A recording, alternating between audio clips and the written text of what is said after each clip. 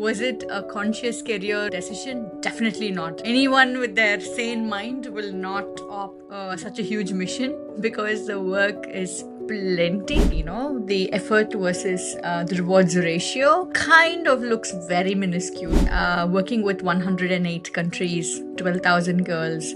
With this mission, it's very interesting, Indu, because it is not about selling a product or selling a service. So for me to have more people come as part of the mission, I have to sell the whole industry, the space industry. A beautiful, audacious dream of Dr. Srimati Kesan. 12,000 girls from 108 countries. Well, people ask, what are these numbers, Suk? So 108, if you see, the diameter, the distance between the Earth and the Moon is 108 times the diameter of the Moon. Distance between the Earth and the Sun is roughly the 108 times the diameter of the Sun. And that is why 108 countries. And 12,000 is a cosmic cycle.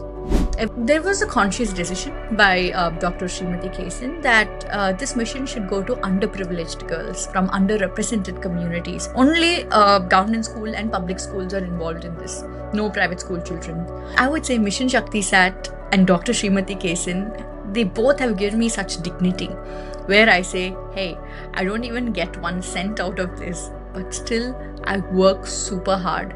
Not because I'll have it is not for my daughter I'm working hard, she will take the legacy. It is for 12,000 daughters that I don't even know their names, I don't know their faces. I feel so proud and happy about myself that if someone is able to work so hard without any rewards, but we're doing it for humanity, for the entire world.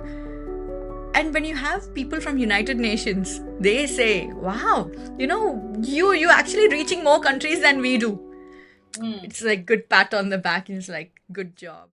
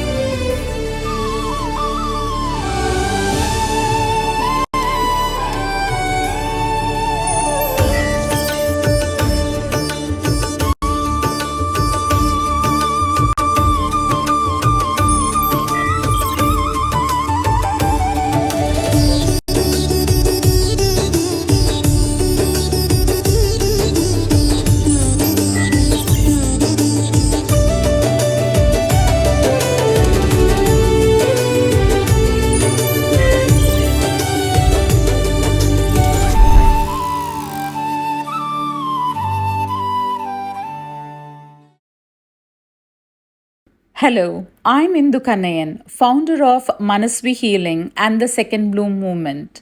At Manasvi Healing, we help women release the weight of the past and reconnect to who they truly are. The Second Bloom Movement is my answer to every woman who lived a first bloom, raising a family, building a career, meeting every expectation, but has never had the space to bloom again for herself. This series, The Woman She Has Become, is about that second bloom, the woman who rises, who reclaims herself, and who steps fully into her own life. And today, we go back to where her story began. Hello, Sukruti. Welcome to the Manasvi Healing, The Woman She Has Become series. Happy to have you here. Thank you, Indu. The name itself, actually, it is so beautiful. And I'm really looking forward for this conversation. Yeah, yes, it's the searching for the name. It took a while for me to really stand for the movement that I'm doing. So I believe having you here, it just adds up to the depth of what I'm doing and for the other women out there. So happy to have you here, Shukuti. I would want to start by asking you, like, as an immigrant here, and I think I saw it on one another podcast or the interview that you had done, like the journey of you landing here and how you had to take many odd jobs and things like that. But even before we could discuss about that and the work that you do currently, this is going to be a very interesting conversation. But I would want to ask you, your childhood journey of even before you have become this global head and partnership and Australian ambassador of the Luna space mission, which is Sat,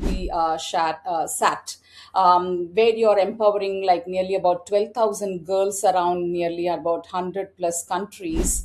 That's like bigger than one can imagine in their lifetime. So, how, before you could land here, what was your journey as a child? And, was this something a consciously made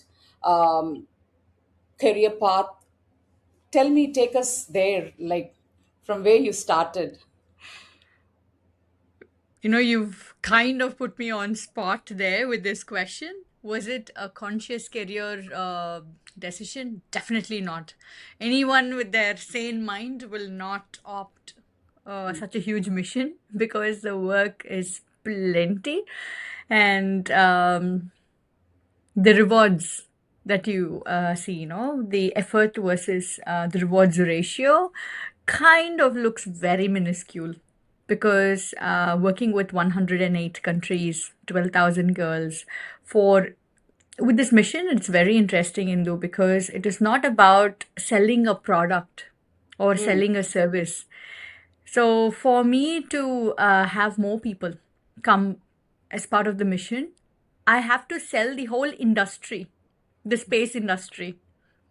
So it is a lot of work. But was it a conscious decision? I accidentally stumbled upon this, and I'm so grateful. I stumbled upon this because of Dr. Srimati Kesan, who is the only person in the entire world to have launched 27 student-led satellite missions till date. And Mission ShakthiSat is the 28th mission. And, I think one has to be crazy to dream, to do, things like this. Definitely not a conscious decision. And my childhood, talking about it, I was the only child, no siblings. But interestingly, I had my grandparents, my grandmothers, sisters, children. Like, we all grew up, like all of our cousins. We grew up together. Like, we see each other almost every other day. One advantage I had was my grandparents, both my grandmothers, my father's side and my mother's side, they were about 41, 42 years when I was born. So the age gap was so minimal that they saw me as their daughter, not a grandchild. Yeah. Interestingly, my father's mother, they were all boys in their family side. And my mother's family, for the past 6 generations, we are only girls being born to the family. Okay. No boys at all. But still, the love, when I have a daughter too. And interestingly, everyone in the family, they were anticipating for a girl child. I'm like, this is interesting, don't you want to change? They're like, no, they're all Mahalakshmi's born. They're all goddess born to the family. So that is how, like, both the sides, I didn't have any discrimination. I didn't feel that I'm a girl or anything because being the only child, I used to play in the playgrounds all the time. I didn't want to come back home. Coco, kabaddi. I studied in a girls' school. So you could imagine. So it was coco, kabaddi, volleyball, table tennis, you name it. 100 meters. I got medals, gold medals from Shiny Wilson, from PT Usha madam. So those were all like, great moments. I like the especially when you're running, that clap sound, right? They would say on your mark, get set, go. I love that clap sound. I anticipate that sound. And yeah, all I knew was to play. And just before the exams, somehow I will really work hard and I would get 95%. Somehow. I would really work hard though. Last 1 month I would work hard, but otherwise it was all about playing for me. And nowadays I hear why I'm sharing this very specifically is because Many parents these days, they think, oh, I have only one child. And the society also thinks, oh, if you have one child, how will they turn out to be? They need companion. Well, I'm an example of how that one child will turn out to be. So, Right. Interesting fact that you said like one child, how they turn. My son is a single child. Like he doesn't have, like I don't have any other child. So, and initially, I think he was like, probably if I would have had a sibling, I could have played and all that. But then I think as they grow, I feel like he's more emotionally regulated than being with a sibling, because I have a elder sister. But then comparing with that and then seeing him, he is more grounded than myself, even at this age. So wow. I think Okay. so I think that's an advantage, and I could see that in you as well. So I don't see there is a much of a difference between. Everything will have its own, I think, both the Yes. sides to it. I was So just about to say that yeah. everything has its own advantages, which we have to leverage. Hmm. So I think it's all about leverage by end of the day. It's not like, you know what, this is better than this. No. Like Yeah. everything has its own undue advantage. And we Yes. should figure out, well, this advantage works for me. Or this is what I have. But still you Hmm. could actually play to your strength rather than saying I have no choice, or it's too much for me, it's too much work, so I don't want a child. No, like this is what we have and let's play to our strength. And yeah, by end of the day, it is all about leverage. Absolutely, absolutely. So seems like you are a playful child, but also a high achiever. On that combo is kind of deadly. Sports So taught me, Indu. To be yeah. honest, I would say children or adults or any one of us, right? We have to engage ourselves in sports because that teaches you, you fail. And especially, okay, with volleyball, it's a team game. And if Mm. I missed, passing the service or, keeping up with that rally, then okay, I missed it. I'm going to think about how am I going to compensate with my, extra service? How am I going to place? So mind works very differently if you're into sports. And it's very, very important because, yes, winning, losing, everything is part of it. And we need to embrace that. And sports, Beautiful. nothing teaches you more than that. And every June, I remember, I would fall down. I would have real, blood bruise in my knees, in my hands, in my elbows. Next year again, I'll go to play because we are I not think afraid of falling down. Yeah, I think that's the essence of life, right? You cannot just stay in the place where if you're stuck in a life, you just have to then move on. Like there is no other way to move forward. Like how long can one can stay stuck? Even if you feel like, okay, I don't want to take the risk of doing anything more. I'm happy with, but how long can you stay stuck? So Mm. I think for you through sports you've learned. I think for me through after going for gym, I've learned quite a bit about how to endure the pain and then keep going. Mm. So Mm. good. My follow-up question with your childhood and what you just shared with us, Shruti. So when did you made this like what again when you moved into the space thing? When did you make that choice? Like is it during your college time that you thought, okay, I'm going to do a particular course for me to become a career woman, or did you foresee a career path, or was it like it happened and then I just went along with it? What's how was it for you? For me, I loved maths and physics. That, those two were my favorite subjects. It was my strength as well. I was really good at it. I enjoyed more than anything. When I start a calculus, they all say, "Oh, integral, differential, it's too much." But for me, when I started, it's like a music. When I'm able to derive at the right answer, it gives me immense joy. So everything was like a game. Like by end of the day, for me, I think um, these are all bits and pieces, but it's all a game. You're orchestrating it together. So I knew that I wanted to take maths and physics. Actually, I love teaching. So I wanted to be into academia. My mother's side of the family, they're all academicians.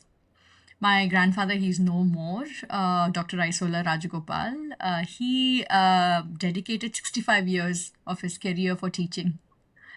And that was a very interesting, inspiring journey that I felt. And one thing that stuck so close to my heart was him giving dignity to his students. So, what I mean by that is he used to teach in Madurai, and he used to go to Teni, Kambam, Bodhi, the real regional areas. And students used to come home as well. And they would say they didn't have money for to afford a tuition.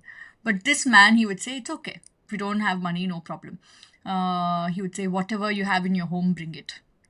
So students, I've seen them bringing tender coconut water, or, and they bring veggies, they bring grains that has actually, they cultivated in their vegetable patches or in their farms. And that gave the sense of equality for the student, that they're not coming for free, they're not, on a receiving end. And that didn't make my grandfather feel, you know what, I'm giving you, I'm above you, because he's also received it. So I saw he gave that dignity to people, and that has really stuck with me, and that is one of the reasons why I started my foundation now, Amos. But to talk about my journey with maths and physics, my dad's side of the family, they're all engineers and into business. So I'm a third generation engineer in my dad's family, and a first generation engineer in my mother's side of the family. Well, I'm the first girl. I forgot to mention that, first girl engineer.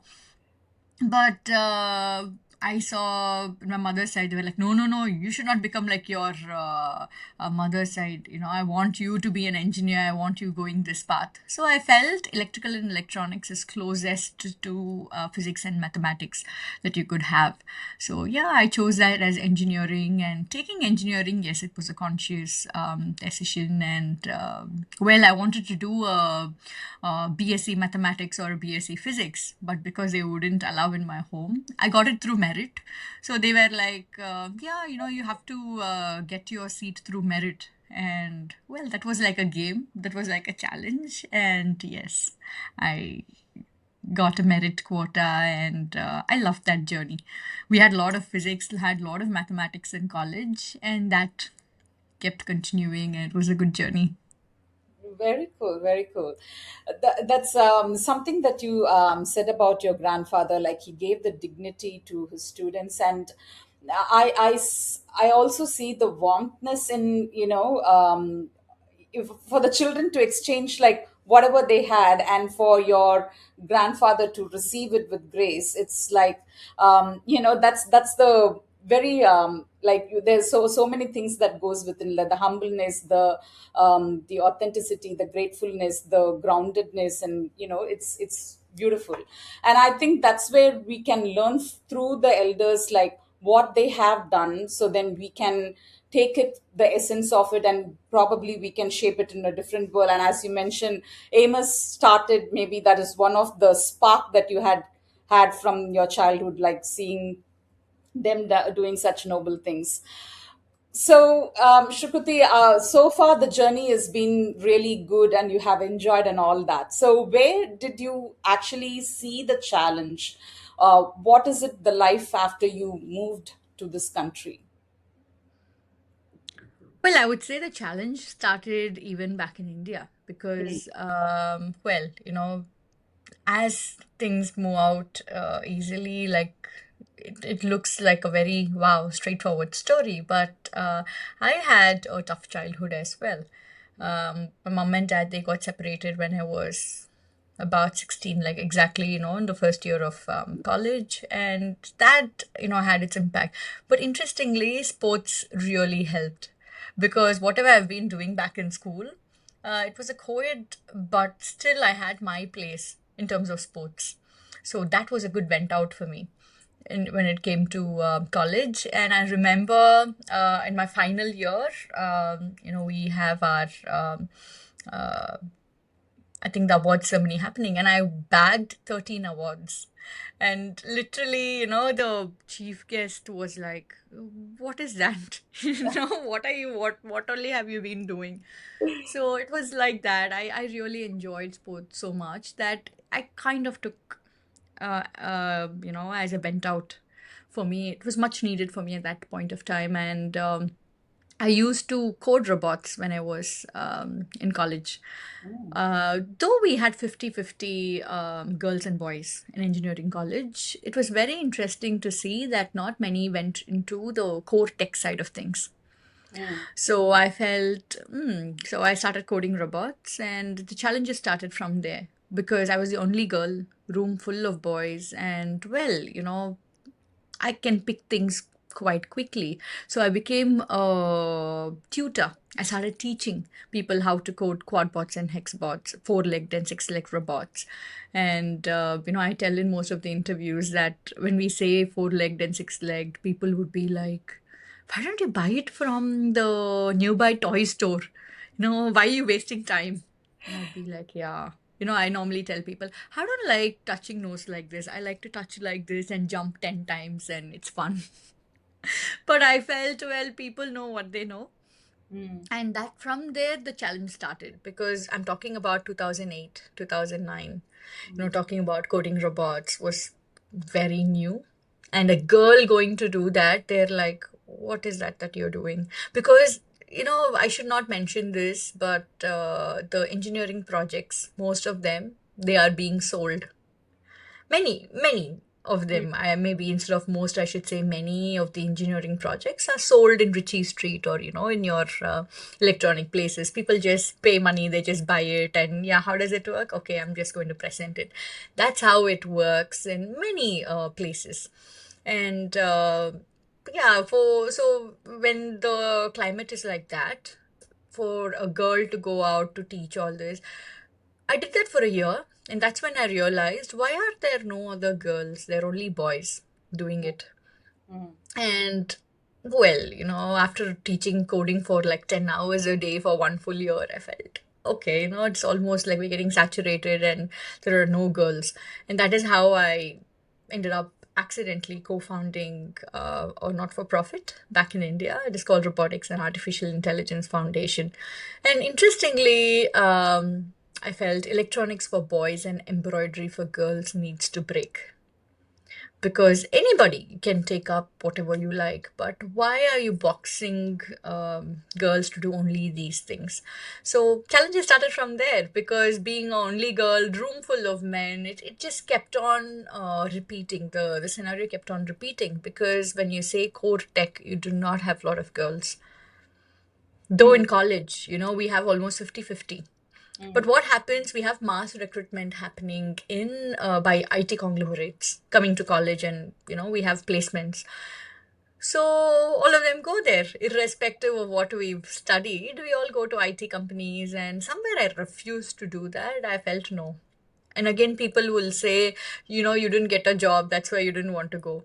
So I got job offer in TCS and in Wipro, but sorry, I didn't go. So I felt first we need to know our worth, if we are real, because once you get something, then it's a choice. But until you get it in hand, it is not even a choice where you say, yes, I want this, or no, I don't want this. So that has been a journey throughout in my life, where if any opportunity comes to me, I would take it. I would, with all sincerity, I would do things. And now I have further offers coming from that, and then I would be like, do I really want it or no? So that has been my journey throughout, and even in Australia, all the challenges. And I think, as I mentioned in the beginning, Indu, it is about taking leverage of whatever is presented to us that is important. So I would say I'm lucky. It's a beautiful country. I had all the challenges that I could, and I'm grateful for my mentors, especially to Mr. Srinivasan, Prime Point Srinivasan, he's called, and he's been mentoring me for 15 years. And he's been there helping me take, yeah, go and you experiment, see what is there. So that has helped me so much. Beautiful, beautiful. Um, Couple of things you mentioned there, Shruti. Like, um, I you said like I did the coding, I was teaching coding for a year and then realized, is this something that I need to do? And I think that is the way to understand, be more aware of, is that the path to go? Because what I see in the younger generation these days is like they don't want to take that risk of spending that time to see whether this works or not. They are looking for something that it has to land on their lap effortlessly, that okay, this is the path that I want to go. And so, and I think what you mean what you just shared with us is that is important, I think. And even for women in mid age, I feel like, you need to try out and see what it actually works for you, to even say this is not actually helping me out.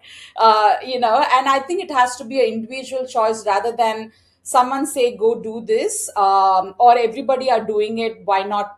It's going to help me. Like, try and Right. see what it really works for you, and then make a decision whether you want to continue with it or you want to. So it's like I always tell to myself, like, one road leads to the other, so but you have to take a Yes. road before you understand where it leads and how you want to move forward. So that is very valuable share. I could take it from here. Thanks for that.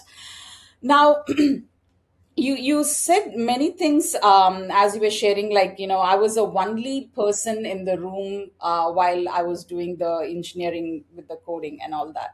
I This just takes me to this next question, like, I watched this movie. It's about the two women who were in the space. I think they are Catherine Johns, who calculated the paths to the moon, and Margaret Hamilton wrote the software that Yes. landed the Apollo 11 safely. Now, neither of them were in the actual space, like, where they are. Yeah, it's not they are actually involved, but then they made something possible for the space industry. And that's how I take it. Now, with the mission that you're doing, the Shakti Sat, is it doing the same thing for the next generation, for the girls, especially? Hmm. Because Hmm. we, uh, although we are talking about women empowerment, and there are many movements that's come through to help the women to share their voice and all of that.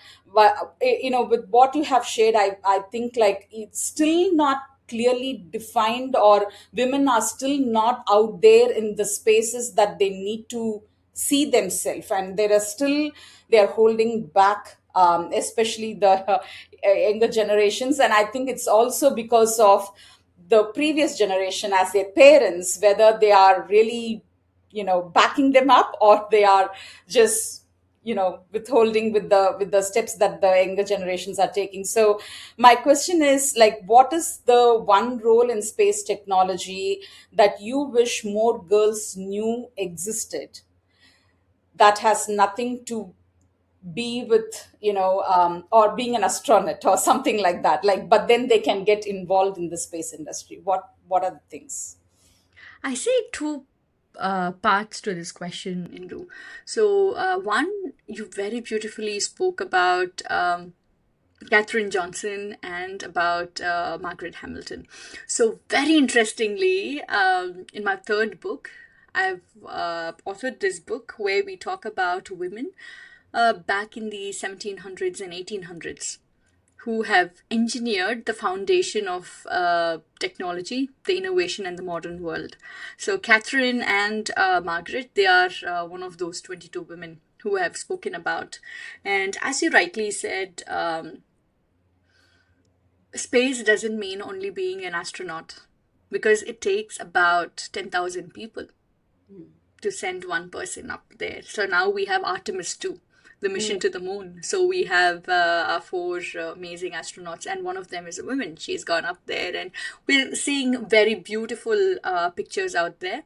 And as you rightly pointed out, it was Margaret Hamilton who helped the Apollo mission to land in the moon because of her coding, because there was these errors that was just beeping out, and she there was nothing called a software engineer until her time.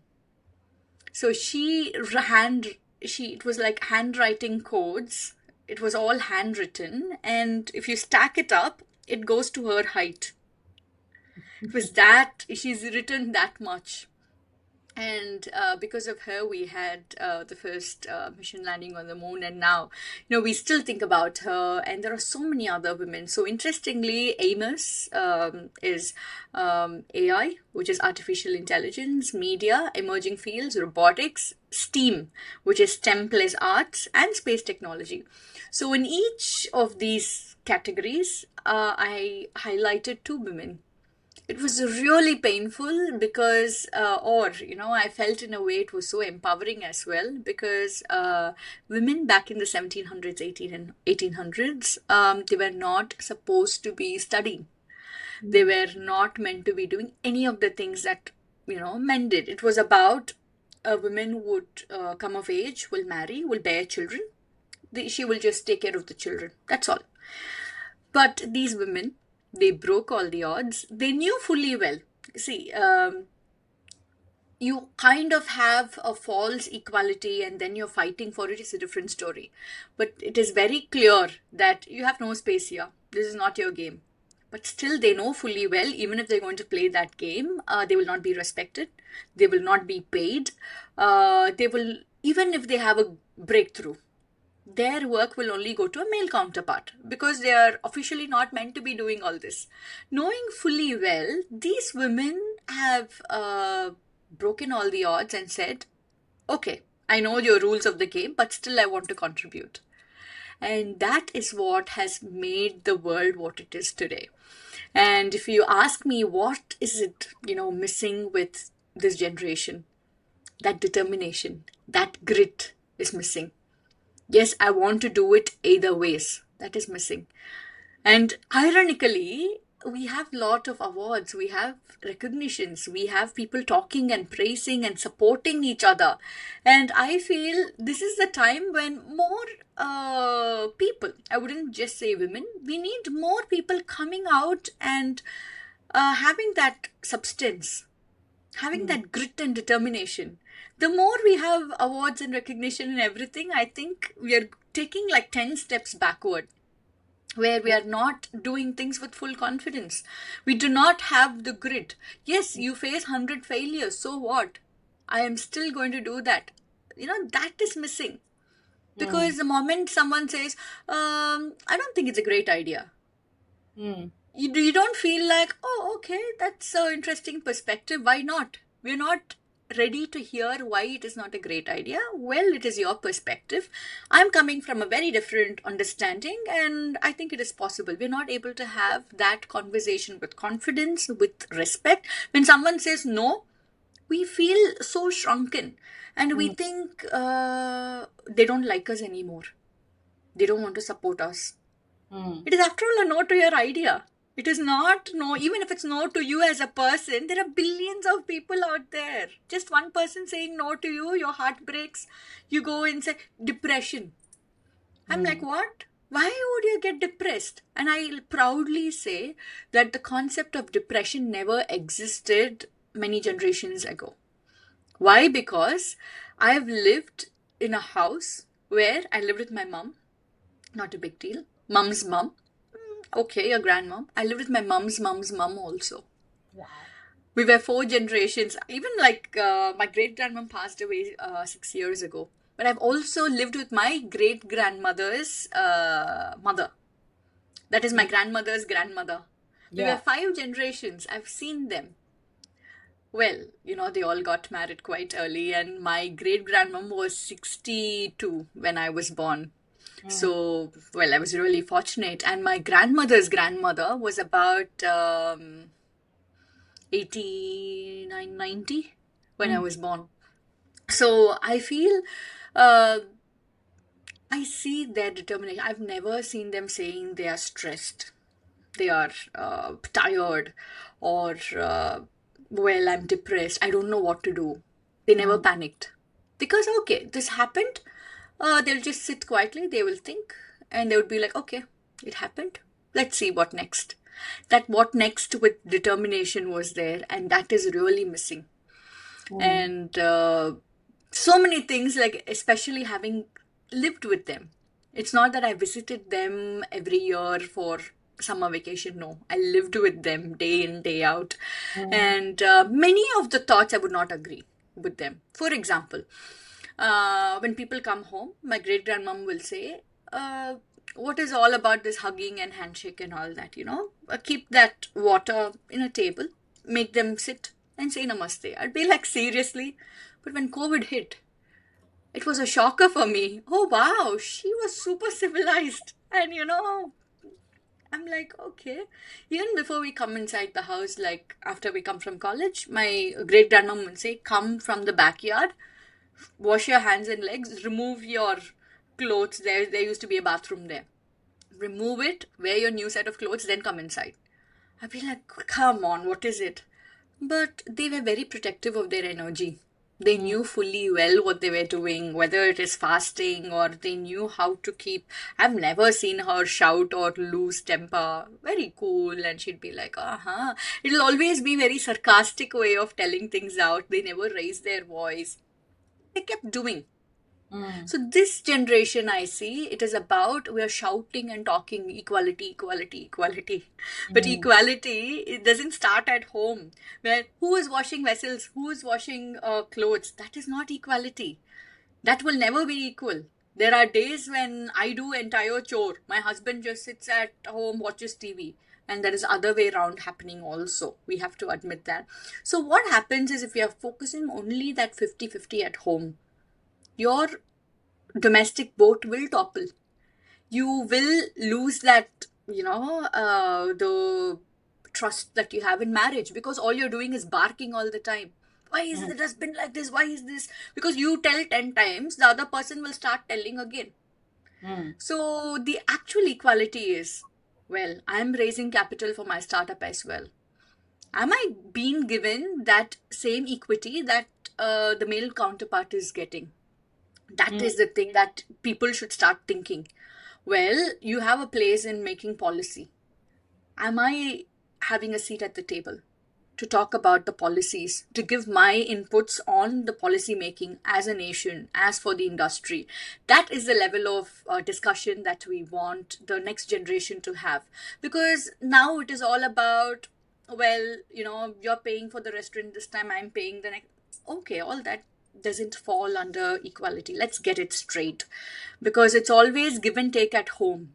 And outside, it is about, hey, this is what I'm bringing to the table. What is that? If we just confuse the roles, we call workplace as family, and then we make our house as corporate.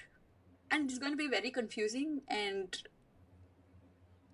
we're going to end up in a chaos. So for the girls, especially with Mission ShakthiSat, why Mission ShakthiSat? When we say space, it is for all. Every single person has a right to be part of this whole vast, wide space. But if you look at it, we have a lot of gatekeepers where they package space to very elite group. And whoever has money, they are the ones who could actually get access to space. They only have the right to dream.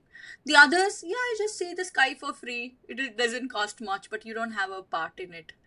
And especially when it comes to girls, we have less than 20% of women in the space sector. And when you talk about leadership, it is less than 4% globally. Because people just fall off. And interestingly, biologically, we've designed such a way that, yes, we have to take breaks. And the moment, I think earlier we accept it, the better it is. Because this is how we are designed. Don't talk about equality. Don't ask a man to give birth to a child. All this is not possible. So you start the game early. Mainly Amos started for that, because under 20, I want people to start their game early. Especially for girls. Like, I'm like welcoming boys as well. But your mortgage doesn't start ticking. You're not in a family boat where you're living like paycheck to paycheck, or you don't have those responsibilities. So better make use of your time early, because that is what happened to me. Well, when I say I started working at when I was 15, it is not a shocker for people in Australia or in developed nations, because that is how it is. But for someone in India to having started working from 15, it is like, what happened? Everything is fine. And when I say I started working, it is not in a Macros or Domino's, it's in a core tech space.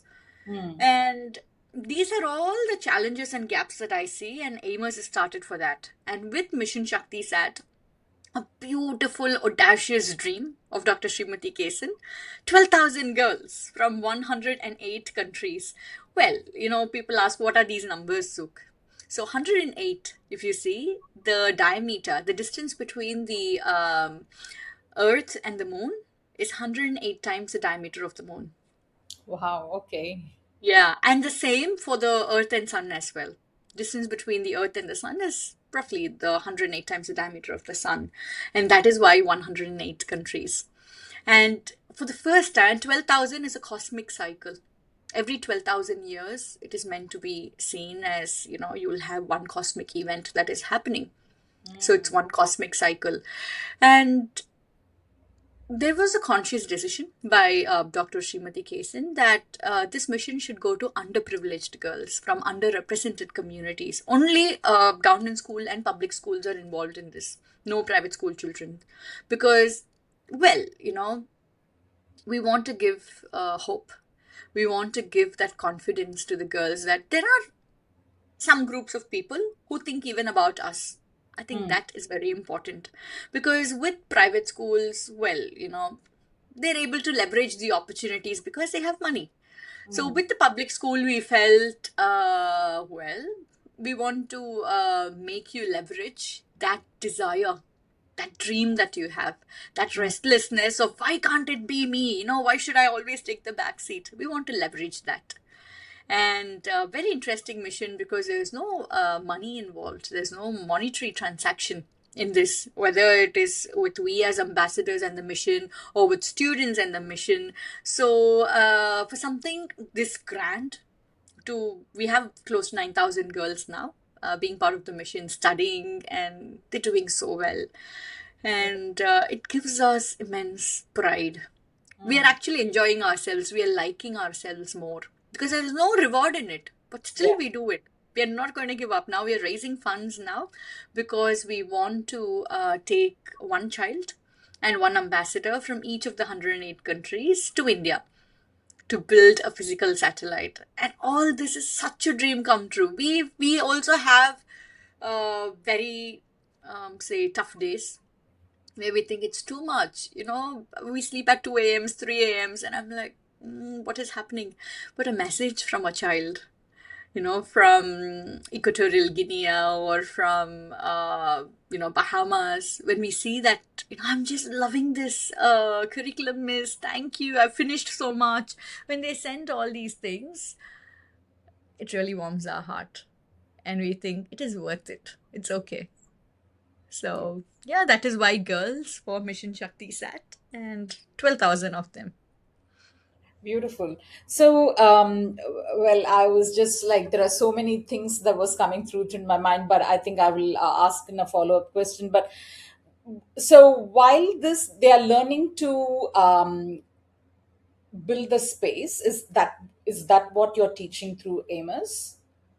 So we're teaching children how to build a satellite Yeah, to okay. the moon. So it's 120 hours of free training on how to build satellite. Because when we say satellite building, right, normally we're like, we don't know what are the components involved, like what are these subjects. So there are 21 modules. These have been actually built by the Atmanirbhar Trust, headed by Dr. Kshitij Malaj. So he is an interesting rocket physicist, rocket scientist, now at the Purdue University. He was with the Alabama. So he and his team, along with so many other scientists, they've come together with this curriculum. And this curriculum has been vetted by ISRO and InSpace Okay. in India. So that is a huge, and also it is by the a National Vocational Center for Education and Training. It is by the Government of India Vocational Training Department that this has been vetted by. So interestingly, with this 120 hours, we have 21 modules. And we teach students, when we say satellite, there are so many components involved. Like, we teach them basics of Newtonian physics, foundational mathematics, about ham wave circuitry, about setting ground stations, about testing, and about PCB circuitry. So they learn a lot of things: quantum computing, coding. It is very interesting that students think, we didn't know all these things exist. Because when we say space, immediately astronaut or a rocket physicist. Yeah. But there are millions of other job opportunities in this sector. Interestingly, if you look at journalism itself, right? A paper of mine got selected for a conference in Finland where I was talking about bridging the gap between science and journalism. I was forced, or I was intrigued to do this study because with Mission ShakthiSat, when I talk to journalists across the world, I say, this is the mission. I have people asking, when are you going to send 12,000 girls to moon? I'm like, no, you can't colonize people. And they're like, Suk, whenever you're going to do that, let me know. We will write about it. Yeah. So I would be like, there is no line of questioning. There is sarcasm, which is built under ignorance. There is no line of questioning. No, okay, very interesting. What next? No, there is no genuine questioning because we're all busy. We're super busy. So when I did this research, I saw we have less than 3% of journalists having science as background. So if this is the case, then no matter what advancements in technology goes out, you're going to have very mixed messaging going out. And that would mainly create hype in the sector, unwanted, unnecessary hype. And then people would think like, okay, whatever. They would lose interest because there is no reality. So, the whole idea, Mission ShakthiSat curriculum has been built by Sky Star Foundation, which is the foundation started by Dr. Srimati Kesan. Everything has started in India. And how AIMers comes into picture here. Interestingly, I've been part of the mission since October 2024. And I've been writing to everyone possible, to all the leaders, political leaders, like community leaders. Everyone, wow, this is great. But we're not finding a home for the mission. It's just me as a single person running throughout, getting more traction about it. That's great. But I think I saw the need for a foundation, a structure. And whatever I've done back in India in 2012, I think that kind of was very handy because I never expected I would end up with another NGO again, that too in a foreign land. Well, I call this my home. I've become a citizen, but I never imagined to get there. But, I think all that pieces were connected where I wanted to give dignity to technologists. So what I mean by that is when migrant comes to the country, we don't have local experience. I went through the same thing, though I was fortunate to have the guidance of Dr. APJ Abdul Kalam. And he was then president of India. He gave his scientific advisor, Mr. Ponraj Vellachami sir, to our advisory committee. And I reached about 500,000 students back in India by 2017. Wow. One Young Visionary Award by the Public Relations Council of India. It's called PRCI. They were kind enough to bestow a Young Visionary Award to me when I was 23, 24.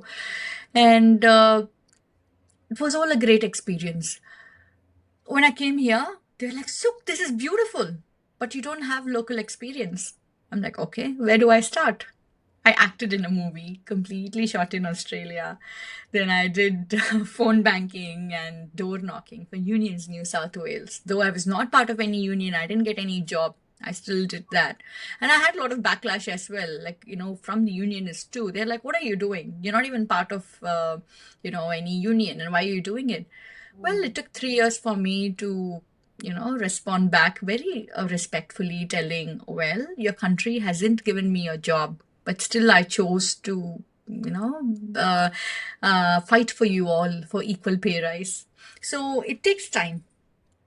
But every time I am encountered with, what are you doing? With a very rude statement or anything, I'd go into a shell.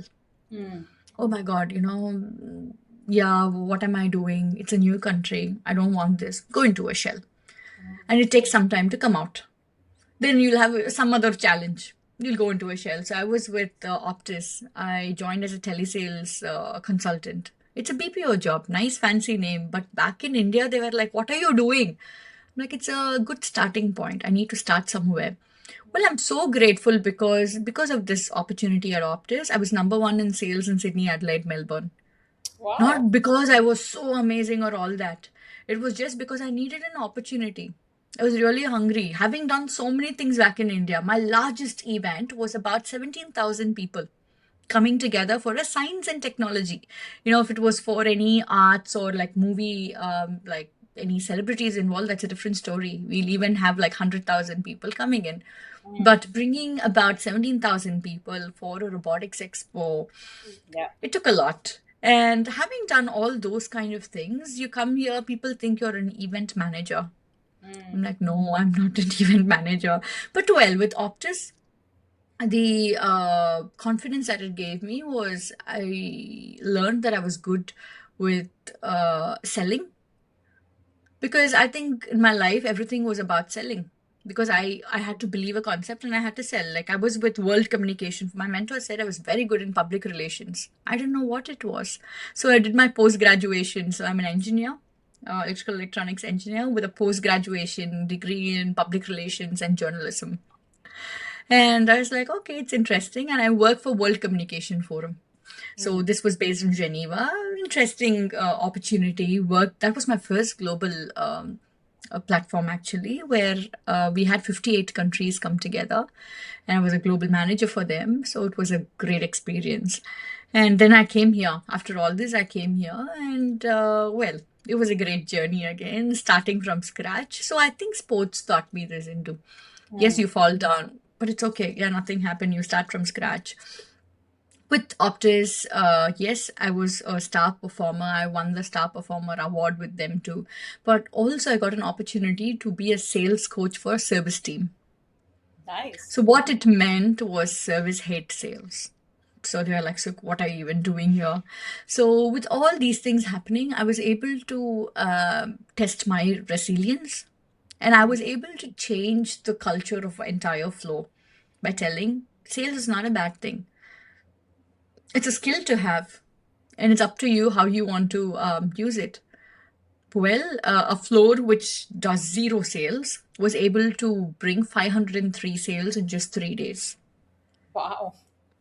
I loved it. It was a nice challenge. It was like a game for me. Every time they made a sale, we used to hit a gong. We used to have a lot of celebrations. And every time we had a sale, we have a person saying, Suk, this is for you. This is for you.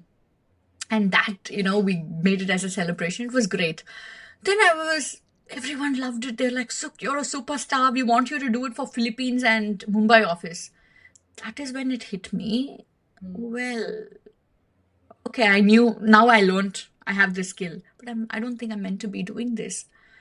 Working with Dr. APJ Kalam, sir, like having his vision, his inspiration, I'm like, I don't want to be doing this.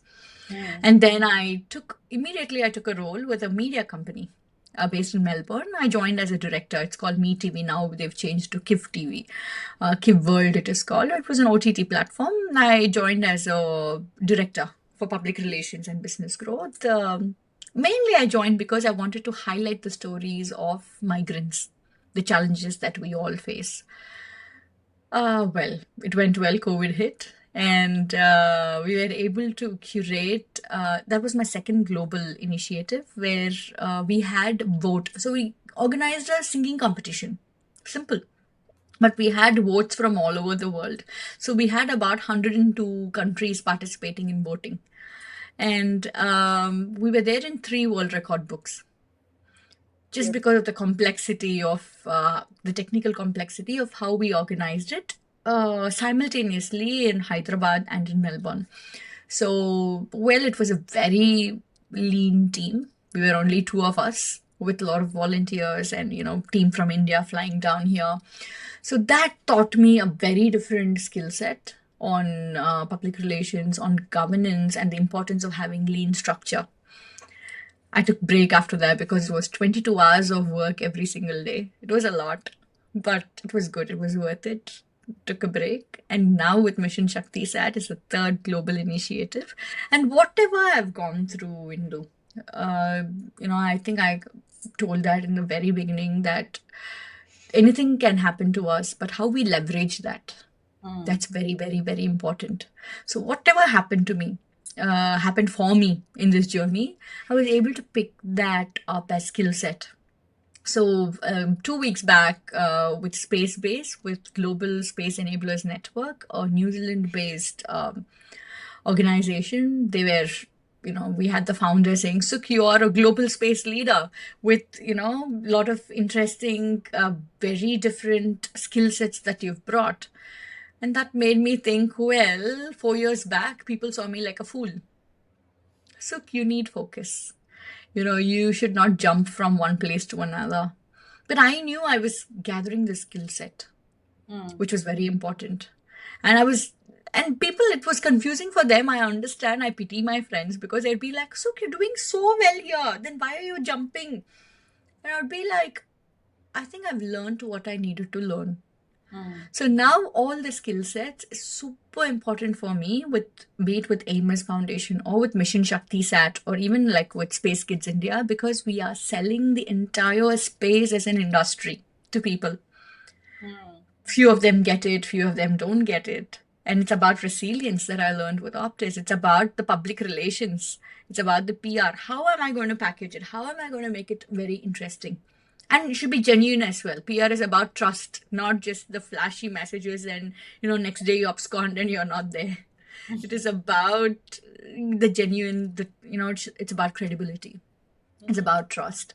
So yeah, every journey, every step that we take, actively doing things is super important.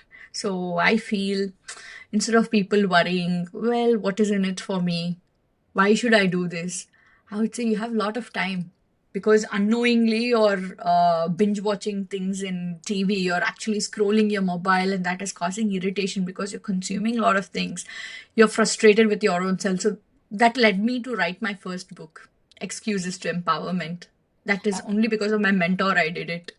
But for him, I would have, yeah, now I'm on my third book and I'm writing my fourth. And I can't thank my mentor enough. Srinivasan sir has played a vital, crucial role. I spoke to him even today, just, before our interview. And I think you have if you have, I can't say for sure everyone will have, but if you have anyone genuinely caring and, they want only good happening to you, I think stop being lazy and grab it. That's very important. Beautiful. I mean, that is profound wealth of experience that you have shared and the work that you've done. As you were saying, like, oh my God, how can we actually, when you're especially when we're talking about packaging, I was like, how can we package your wealth of knowledge and what you have to say to the world, especially when you're talking about the millenniums at the moment, like they are in I'm not saying they are confused, but as you mentioned, there are certain qualities, the grit, the resilience, immediate gratification is what they are looking for. And how can we then shape them by introducing all these, like the real women who have done in their life? So then they understand, okay, we need to pause a little and see what's the goodness that we can take. I was like, there are like Mind Valley, there is something called Masterclass. Um, Mhm. and all they do is, those people who are sharing there, it's about the work they did, and and just breaking down into steps. So probably we will be doing something going forward, but I was thinking literally we need to actually bring it to the people where they can see, all right, this is how we need to approach, like why don't me approach life in this way as well, rather than having that tunnel vision. So thanks for that beautiful share.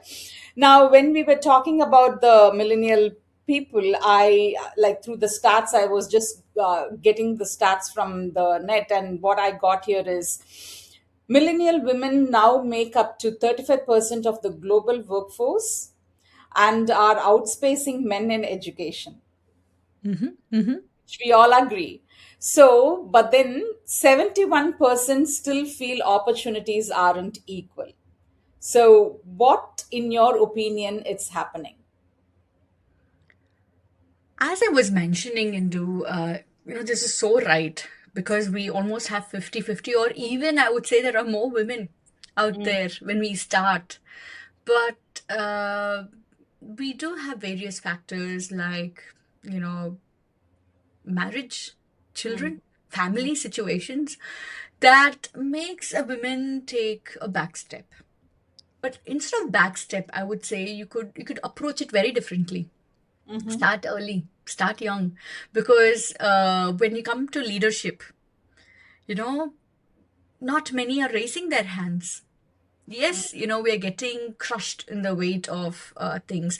And I strongly agree, things are not too fair for women in terms of we are always in a constant pull of should I talk here or should I stay quiet? What I mean by that is we have room full of people, and say for example you raise your voice and say, hey, I think this is what the stat shows and it can be this way. If a man does that, he's perceived very differently. Where he's confident, this is great, we love this attitude. But if a woman does that, we are perceived so differently. She has attitude, she's a little arrogant, she's not easy to work with. At the same time, when a woman is quiet, we're not talking anything, we are soft, can I have something to say, can I say? Then she will be perceived as, see, she's so weak, she can't even, they don't see it as beautiful, like, she's courteous, she's considerate. That is not what they see. So I think women, we should actually stop worrying about what others perceive about us. Just keep marching, because by end of the day, this journey, we have to walk by ourselves. You're not going to have anyone supporting. It is our journey. We have to walk by ourselves. It is a lonely journey. Paulo Coelho's book, we have it, Winners Stand Alone. That's a very beautiful book, actually. Yes, they do. Unfortunately, it is, we have to develop that mental resilience. If you're going to expect someone is going to come and, miraculously raise you up, no, it's not going to happen. That is why we have this fall, happening, because we give too much weightage to what others think, what others perceive about us. Yes, they're not going to like it. When you have a group of admirers telling that, wow, is great, she's strong, she's resilient, you might have a different perspective from other group thinking, well, she's like a buffalo skinned, she doesn't. There are different perspectives, right? Same thing, Yeah. but how you look at it. So we have the saying, right, beauty lies in the eye of the beholder. So I think even criticism, if someone is saying something, gone are the days when I would take it to my heart. I always have a shield. I listen to it from a third person perspective. Like, is this coming from a place of concern, or is it coming from some experience? If you just listen to the advice, you would actually know they're going through something in life. They're just venting out. That advice is not for us. It is for themselves. For themselves to talk loudly and say, hey, why are you doing? Because I've experienced it myself. I mentor a lot of people. So I tell them, like, a few things. And I also remember I was about to head to a meeting, 1.5 hour drive from Hornsby. It was to Marsden Park. I was talking to this mentee, and Suddenly I was telling something to him, and that resonated so loudly to me. So I had to tell him, hey, listen, I think whatever I told you was for me. That was not for you. I took a U-turn of my car. I just came back home. I said, listen, economies of time doesn't match because it's 3 hour drive for 1 hour of meeting.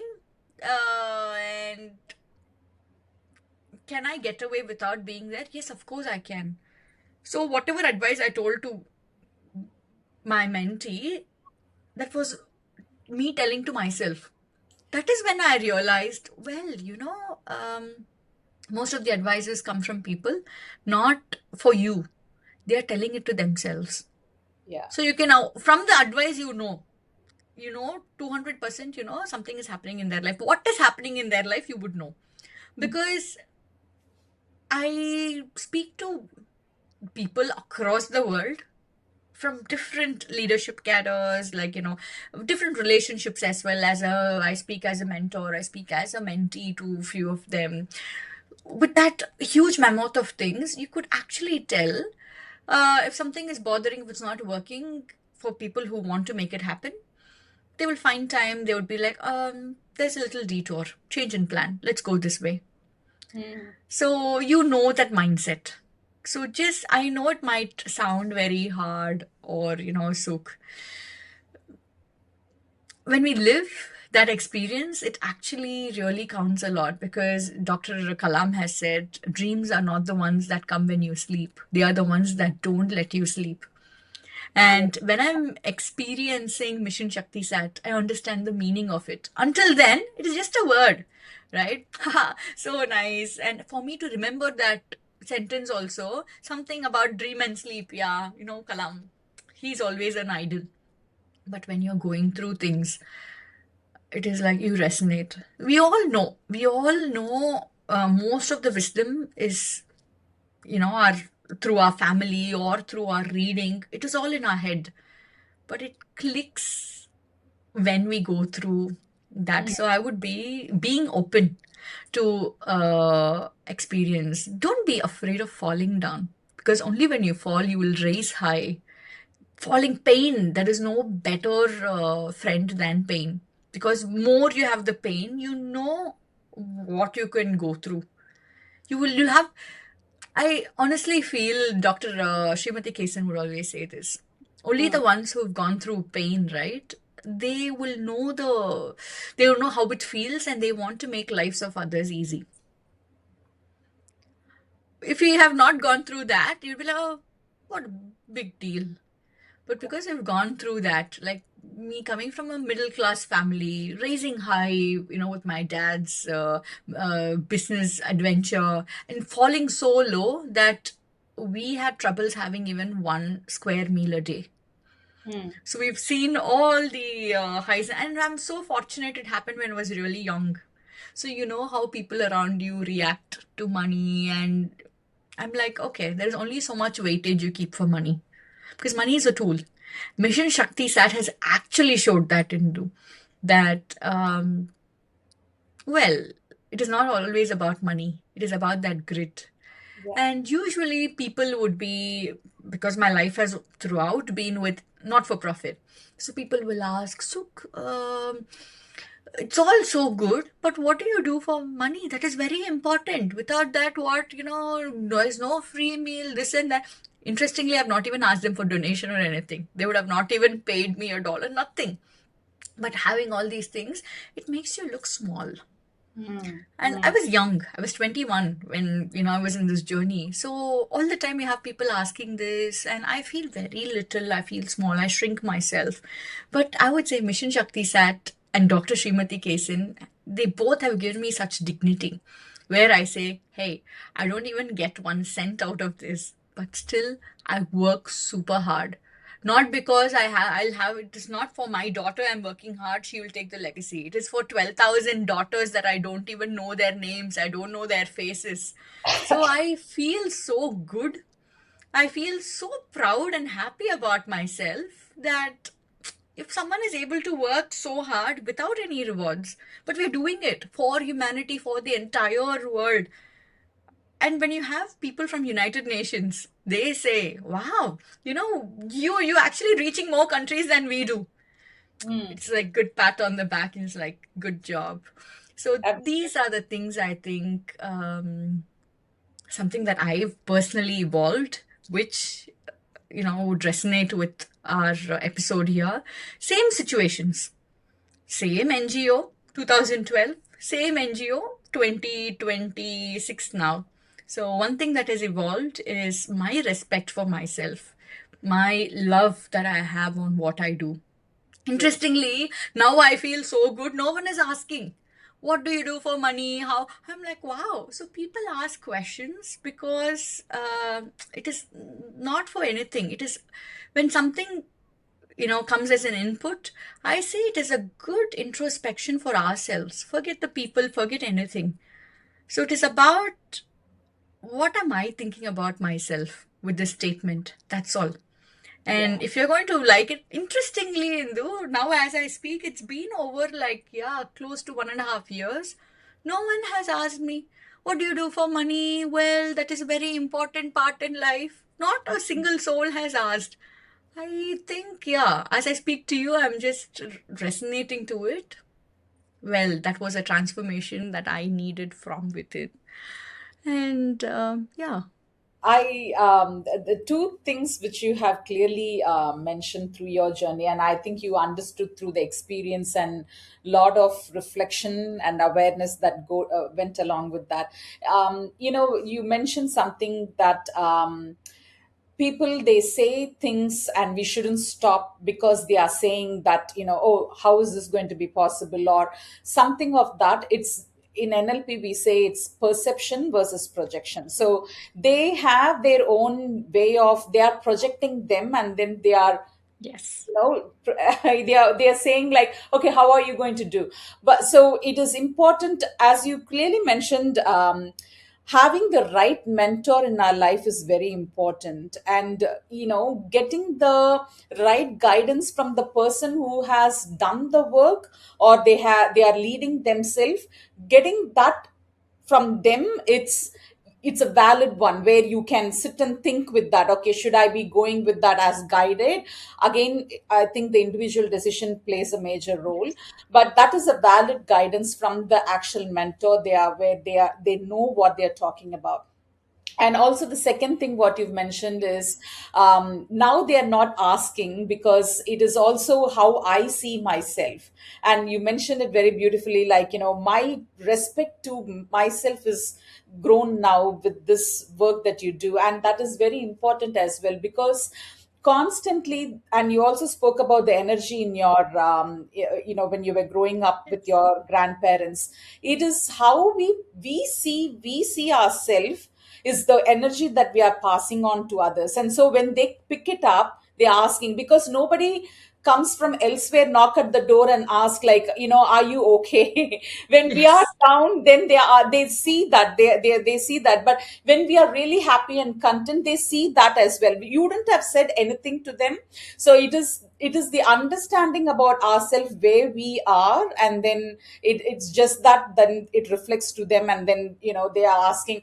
Yeah, sometimes people are like very nosy as well. They ask about too many internal stuff, but then that is their understanding and that's their level. It's not for us to even judge them to say, hey, why did you ask this? And I think it's our boundaries to then see where, how much we can expose to ourselves to them and No, not they're to. curious, right? Yeah, I that's feel they right. are curious because I get asked very crazy, interesting questions about my life. Like, hey, how? I'll be like, it's a no-brainer for me. But for a person who is, maybe into a very much into 9 to 5 or a rigid framework, they can't comprehend that fluidity in my life.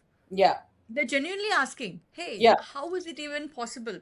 So I think when a question comes, it is important for us to understand, don't take it personal. Yeah. See, ask them, from what would you like to know in this? Because it has many parts. My journey has many parts. So, which angle would you like me to share? What are you looking for? Hmm. How I can help you. If you're genuinely going to ask that, that is a very different conversation. But if you think, oh, this person asked me a question, They want to insult me. How do you care? Then you're like, I feel every question gives rise to what introspection, even for within ourselves.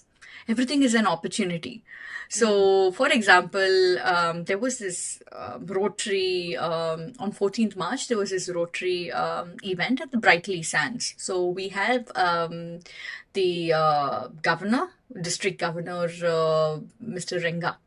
So I'll Mhm. call him Rengana. Quite very inspiring person he is. And he said, "Can you take a session in AI?" I said, "Yeah, sure. Let me do it." We were understanding the audience types and all that. And he jokingly asked, "Can you bring a satellite model if you have?" I'm like, "Well, mine isn't." He actually asked like for fun, but I took it very seriously. And I went to University of Sydney to our advisory, to our advisor who's heading our space tech initiatives. And I asked Professor Eva, "Can you please, can I borrow satellite from you?" Because I remember him telling there is an engineering model of currently Australian built satellite. And I asked him, "Professor Eva, can we do that?" He said, "Yeah, sure, Suk. Not a bad idea. And why do you want?"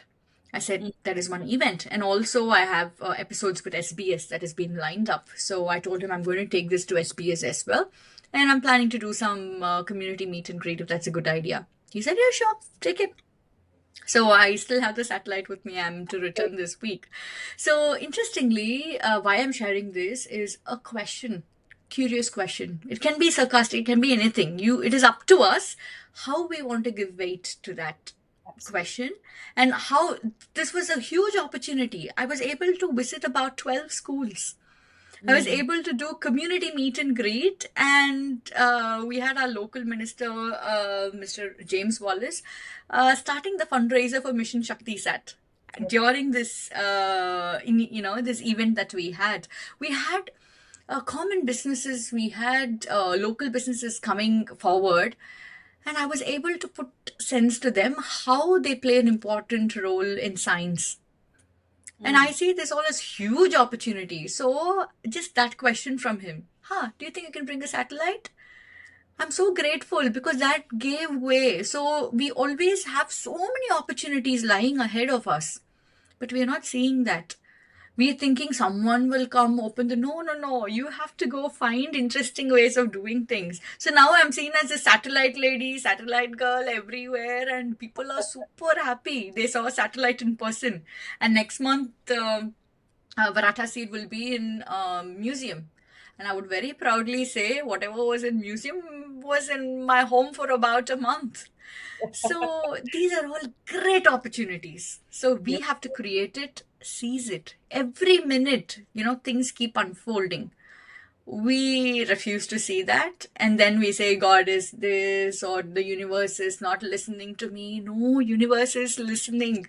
Because I've done my NLP Mm. in 2022. Very powerful. I would say it's such a powerful tool to have. Well, will I be a good trainer? I don't think I'm going to because that is a very different. I absorb people's energy very easily, and there is Mm. a way how you have to dispel that as well. And I will not be the right person for that. But NLP did a great deal of. There is something called the parts integration, right? Yes. Because of that, for the past 8 years after our marriage, Mm. somewhere, I felt family and career are two different things. Mm. So they can't exist. But, Together. yeah, that was my understanding, my belief. No, because I loved having a child, but I was like, well, if I'm going to have a child, I have to take a back seat. I can't do this. That was my belief. Mm. So I didn't want to fall pregnant. But Mm. after the parts integration, it was in November 2022. Mm. Actually, November, I think it was November 3rd to 12th. It was, yeah, a good 12, 13-day long program. Yeah. Because of the program, I understood that no, both can coexist. And you will not believe in though, without exaggeration, I fell pregnant the same month. So Wow. December what, 24th, I found I was 6 weeks pregnant with my daughter. And Yeah. I felt, wow, how powerful. You know, It so is. mind can do wonders. Literally, it is about your belief. It can do wonders. And I can't thank you enough for having me, and a very beautiful name for your show. So I'm really thrilled about what is going to come out of the shows, upcoming shows. Thank you for No, having me. all good. Well, I had few questions as well, but then Hmm. we will just move on to something that I want to ask you. It's kind of a rapid fire round. Okay. Okay. It's going to be very light. You can just give it as a one word answer, not necessarily you got to explain anything, whatever that comes to your mind. So, what would a scientist wear if not a lab coat? Well, a gown. Okay. All right. Okay. I'm just imagining. I'm a more visual person, so I'm like, okay. Maybe I Right. could have told a sari, but it'll be too much. But yeah. All good. Okay. So the next question is, what should engineers watch for fun? Definitely not Netflix. Right. Okay. Right. Okay. According to you, is the Big Bang Theory fun or overrated? There is so much to Big Bang. So, the gravity, we need more science communicators to explain that better. I see an Okay. opportunity here. Right. Okay. Cool. All right. So, girls in STEM, are they growing or is it still limited? They need to grow more. Okay. Sorry, Yeah. I'm giving answers that are not, as part of the choices, but yeah, No, we're no, breaking that's the all right. rules. That's okay. Well, it's a rapid fire round, so we can just like go through what comes in the mind and whatever you feel appropriate, just go for Mhm. it. Okay, so now confidence or opportunity, what's missing more for girls? Confidence. Confidence, yes. One stereotype women must break. This is too hard for me. I can't do it. Yeah, that stereotype. All right, okay, cool. Yeah, can women lead space exploration? 200%. Yes.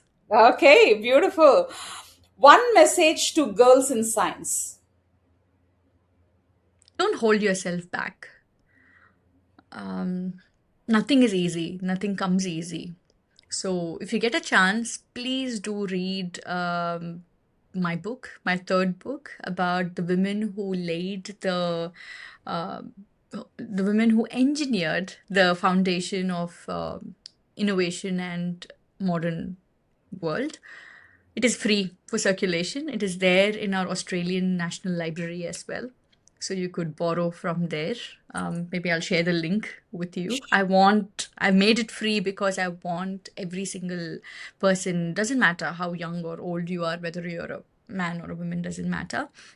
I want you to read this because we all think when a situation is lucrative, then we will do things. No, quantum, if you see, it is about how much constraints you have and how the efficiency doubles and quadruples when there is more constraints.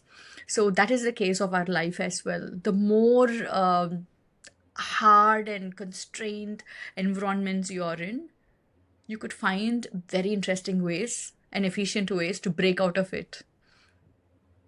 So always see obstacles as your biggest strength, as your biggest friend. Do not say, oh, it's very, because if it comes easily to you, it can be pulled off easily from you. You will not know the way how to rebuild it again because it all came too easily. So you will not know when someone pulls it off you, that is when you're depressed, that because you're all finding shortcuts. You're not finding, you're afraid to work hard. You want to partner with someone, you want to so collaboration always should be a two-way street.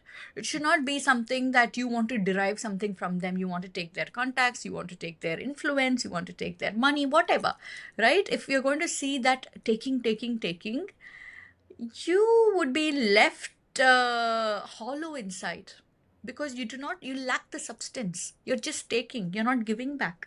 So my second book was called The Mentor Code, where I was speaking from my experience about being a mentee and being a mentor, on how important it is to make it a two-way street.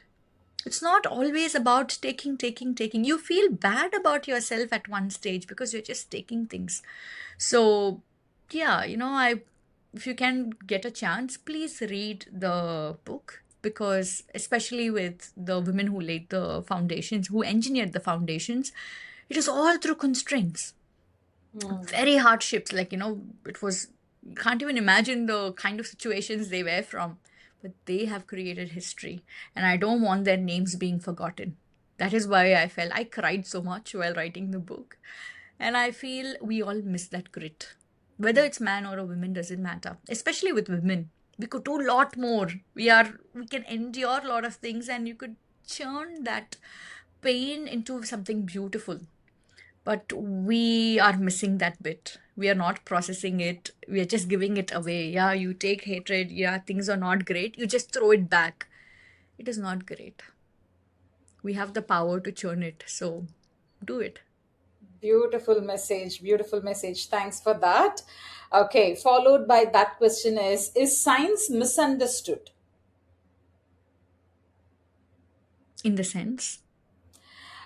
In the sense, even for, I think, the question that I asked previously, like, when we talk about space, we think there are only few things that it's been actually been exposed for common people, and we think that is the only way to land, and then they make the choices, should I take that path or not? So on a broader perspective, or even in that sense, is science being misunderstood by people? Maybe I would say it is not explored enough, because Yeah. we are not asking questions. And now in with Amos, we have started this series called How Curiosity Looks.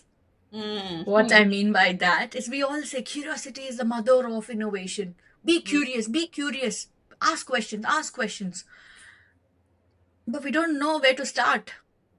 So I'm talking with various experts, scientists, and I ask them, well, in your world, in space science, how does curiosity look like? What are the questions that one need to start asking? Because if we have a starting point, we all can build it. The problem is, it's a wide canvas.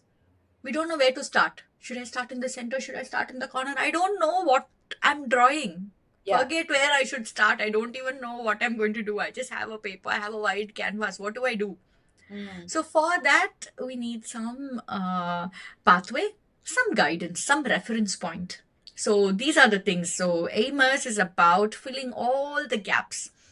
Well, if you are a migrant engineer, I know this was not your question, but I thought I'll take this as an opportunity to share a little about Amos, where if you're a migrant technologist, engineer, I don't want you selling cupcakes. I don't want you to work for Coles, Woolies, Macos. No, you're not here to work for a restaurant. You've earned that degree, because I've taken an education loan from Chennai, and coming from a very middle class family, it doesn't matter, which working class, you are from. We all have the dream. We want to make something out of our life. Doesn't matter, what your background is. We all are here to leave a legacy, to leave a name behind. So for technologists, I want Amos to be that home where we want to give dignity to technologists. If it's a teenage students, we don't want them working only for Macos and Domino's. Well, if they want to, that's a different story, if it's out of choice, but not just because they have no other choice. We want them working for core space tech companies. So we have 5 companies which have signed up with us. So we're breaking down the job descriptions into tiny job modules, so that we are creating the next generation of innovators. And we need to start young. That's very important. Even for retired technologists, they have wealth of experience, but because they're old, well, this AI all is too much for you. Sit in the corner. No, they should sit in the center stage. We want to give them dignity because they come from wealth of experience, and now it's all natural language processing. So it is like how we converse, that's how you're giving the commands. So the golden ages can do wonders. So we want to include everyone as part of the ecosystem. And anything to do with technology, I want aimers giving that platform. So how curiosity looks like is one of the program where we want children and anybody thinking, where do I start with? Have a question. And this makes it, that gives confidence. Because we all don't want to look like an idiot. With technologists, they're all so brilliant. I don't want to look very tiny. That's why we don't open the mouth. But trust me, with technologists, they don't know the daily life, how things look in daily life. I speak with scientists like literally day in, day out. And I have questions about the day-to-day job roles or how it works. There's no correlation at all. There's no difference in a scientist's eye between a director and a bottle washer. Both of them are in the same cadre for them because they don't know how the hierarchy works.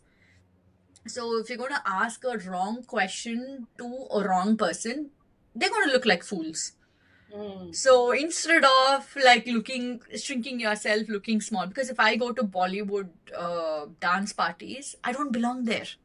I look very funny. And I just want to run out in the first chance because I feel, well, I'm a RJ, radio jockey with radio Bollywood beats. And I've interviewed Ayushmann Khurrana ji, Khushbu ji, back with Me TV. I've interviewed Shahid Kapoor, you name it, like Kiara Advani. I've interviewed them all. But I don't belong to that world at all. Like, I will fail miserably if I'm going to a Bollywood party. So that is not my place. But we all have our place. If you want to go there, well, you have to go prepared. Maybe, 2 top songs, learn that move, and yeah, you're safe, you're in the safe zone. So similarly, like if you want to be part of the science world, okay, start from your point of understanding, explore more, ask more questions. We all look stupid in the start, but taking that courage, step of courage, makes us, that gives a lot of butterflies inside, makes us more explorative, and we will get there. Beautiful. And very valuable share, which is ask the right question. The basic communication itself is asking the right type of question to the right people at the right time. If any of these things are gone missing, you're not going to get the valuable thing that you're trying to derive out of it. So I think what you've said, that just I thought I want to share about that as well. Okay, so just couple of more. So one change needed in science education, do you think, is there something that we need to change? I think the starting point of curiosity itself, it needs to change because everything, like, in Tamil, we have a saying, right? Ettu soraka, karikku udavadu. Meaning anything that is just in paper, like ettu soraka is like, a bottle got just in paper. You can't cook it and eat it. Maybe if you're a donkey, you can, but we are not. So it is very important that you experiment, you fail, you experience it. So everything looks good in theory, but practically doing that is a very different, ball game altogether. And that is when patience, resilience, your gut feeling, everything plays an important role. So with science education these days, it's all about very easy, plug and play. Buy some Legos, just plug in. Yeah, I'm very good in robotics. Really? Have you mastered structural engineering? Do you know the material science, like what materials you're using? How is your design engineering aspect of it? What kind of, electronics? What is the power rating that you've chosen? Is it efficient? We don't have an answer because we're just taking some toys, plugging it in, powering it. I'm an expert. So this illusion needs to break. So with science, you need to go to the fundamental questions. Simple. I saw a group of students in our school. They were making a dip tea. What it means is, it just the mechanism is, it just dips that tea, it takes out, dips it, takes out. That is the mechanism. So I asked them, where else do you see this motion? They're like, because we have to. If you the moment you start correlating, innovation is not something very new. No. Very simple. Just you take one mechanism. Where all are you seeing that mechanism? Because interestingly, Indu, like with our satellite, with Varatha seed, the antenna that folds and unfolds, right? You know where the inspiration came from for the antenna, satellite antennas, folding and unfolding inspiration? From the glasses. Wow. If you see Yeah, folding and this yeah. particular thing, right? So this spring, this is what is there in the satellite. Beautiful.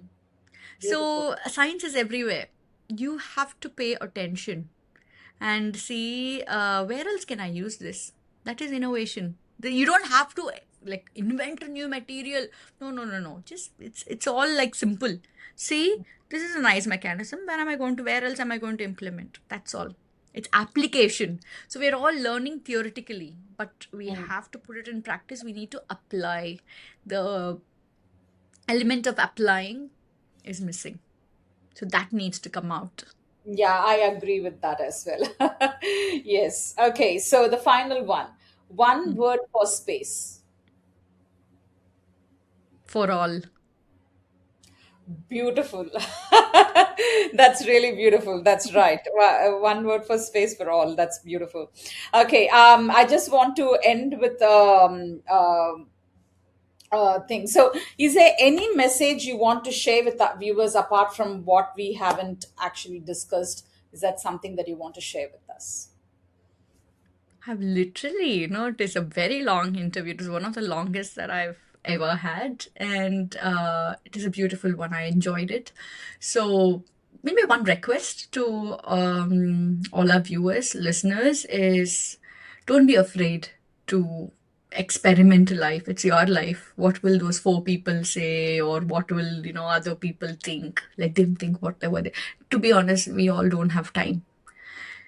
This Easter, I took a break. I really deserved that break. I took break. I invited friends over. I went to friends' place. I cleaned my house. I did everything I can. I went literally missing, but world didn't stop. The mission didn't stop. Nothing stopped. Like a huge, crucial mission where we are fundraising for all the 108 countries. Nothing stopped. So don't be in a false illusion that the world will come to an end if you don't do this, if you don't do that. If you're not happy from inside, you're only creating toxicity and negativity outside. Because whether you know or you don't know, we are all, just giving that out. You think about it, you're very happy. My grandfather, maybe I would end with this particular quote from my grandfather, where I always remember about it. He says, mind has the power to make a living heaven hell and a living hell heaven. Oh, So beautiful. it's up to you. And I've experimented that many times. I fell down on a road, like I met with an accident and I was in a good mood. So I was like, haha, I fell down, I was laughing. But at home once, I think, yeah, there have been so many incidents where, yeah, maybe a tumbler fell down or whatever. And I was super upset, super angry, super mad. And nothing has to do with that situation. It's all within you, it's all inside. Keep yourself clean, seek out help, and seek out, whether a help is genuine or they're just making you feel low or they're trying to put you down. All the answer is within you.